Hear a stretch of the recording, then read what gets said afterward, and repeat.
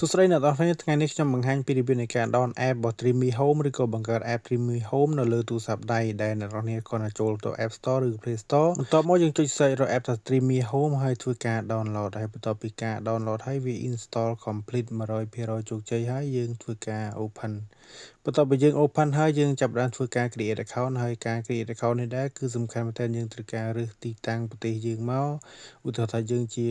ទីតាំងប្រទេសកម្ពុជាយើងវាយ Cambodia មក855អញ្ចឹងមកបន្ទាប់មកយើងដាក់លេខទូរស័ព្ទដៃឬក៏ដាក់ Gmail ហើយសម្រាប់ខ្ញុំដាក់ Gmail ដោយដាក់ Gmail មានន័យថាងាយស្រួលថ្ងៃក្រោយសម្រាប់យើងប្រើប្រាស់តោះឥឡូវយើងដាក់ Gmail រួចរាល់ហើយយើងចាប់ផ្ដើម tick confirm មួយមកហើយបន្ទាប់មកយើងយក get code verify អញ្ចឹងកន្លែង code verify នេះវានឹងផ្ញើទៅកាន់ Gmail យើងអញ្ចឹងបានខ្ញុំ recommend ឲ្យដាក់ Gmail វាស្រួលអញ្ចឹងហើយបន្ទាប់មកយើងដាក់ code ចូលដាក់ password របស់ app ហ្នឹងយើងសូមបញ្ជាក់បន្តិចអានេះគឺមិន password របស់ Gmail គឺជា password របស់ app ហើយយើងយក subscribe មកបន្ទាប់មកយើងចូលទៅកាន់មុខងាររបស់ app ហ្នឹងមកហើយយើងបើកទាំងអស់មកវាឲ្យ allow location អីចឹងយើងបើកចំណែកឯការភ្ជាប់វិញខ្ញុំភ្ជាប់ជាពីរប្រភេទទី1ខ្ញុំអាចធ្វើការ scan QR នៅលើម៉ាស៊ីនអញ្ចឹងនៅលើម៉ាស៊ីនវាមាន QR ឲ្យមួយពេលដែលយើងបើកសត្វទៅហើយពេលដែលយើងបើកសត្វមកយើងឃើញ QR មួយនៅ app dustbin ហ្នឹងហើយបន្ទាប់មកយើងចាប់ផ្ដើមធ្វើការ scan ជាមួយនឹង app យើងហ្នឹងមកបន្ទាប់ពី scan ហើយវាចាប់ផ្ដើមស្គាល់ mark ស្គាល់ mode ម៉ាស៊ីនហើយអញ្ចឹងយើងធ្វើការតាមជំហានរបស់វាទៅយើងអាច tick យើងអាច accept ជាមួយនឹងមុខងារហើយវារៀងចាំងតិចដោយសារខ្ញុំធ្វើការក្រោមពូលអញ្ចឹងការណែនាំគេប្រាប់យើងឲ្យយើង tick ហើយឲ្យយើង next ហើយបន្ទាប់មកយើងចាប់ផ្ដើមចូលទៅកាន់ Wi-Fi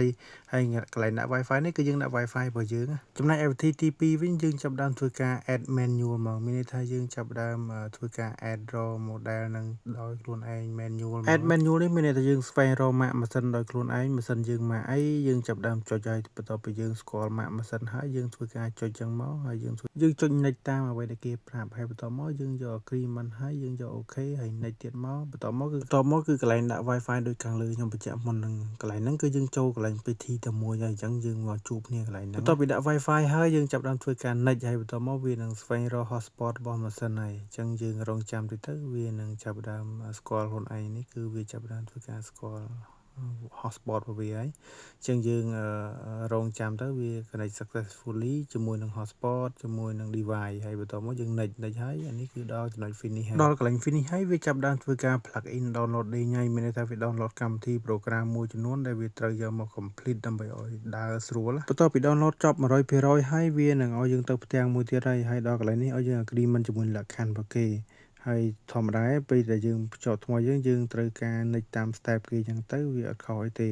ហើយកន្លែងនេះ version ថ្មីមកពេលដែលយើងភ្ជាប់ហើយយើងត្រូវការ update version អញ្ចឹងយើង update ឲ្យហើយមកទៅអញ្ចឹងបន្ទាប់ពី version នេះ update ហើយ 100% ហើយយើងអាចធ្វើការប្រើប្រាស់បានហើយកន្លែងនេះខ្ញុំ suggestion ឲ្យអ្នកទាំងអស់គ្នាធ្វើការ update last version ទៅហើយការប្រើប្រាស់ប្រចាំថ្ងៃដូចគ្នាដែរគួរតែ update last version ទៅដើម្បីងាយស្រួលប្រើ